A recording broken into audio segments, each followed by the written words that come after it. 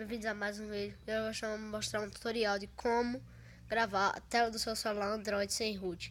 Então galera, abra agora aí o Play Store e coloca um nome assim, ó, Mobiles.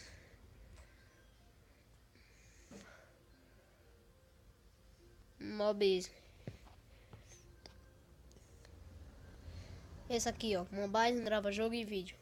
Você clica nele e daí instala ele. Ele grava por mais de 10 minutos. Os usuários estão criando vídeos como Mobiles.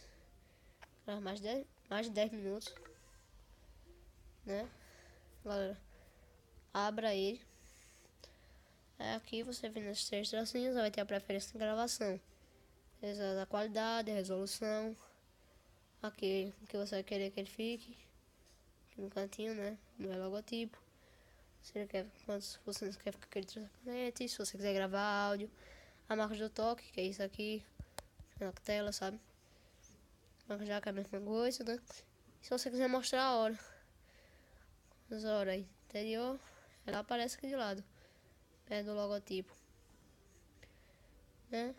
Se você apertar em tela de registro, ele já começa a gravar seu vídeo.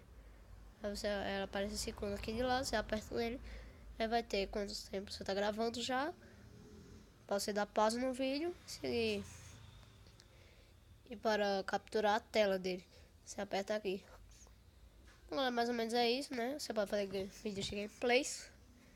E galera, acho que eu vou ficando por aí, né? Se inscreva aí no canal, galera. Até o próximo vídeo.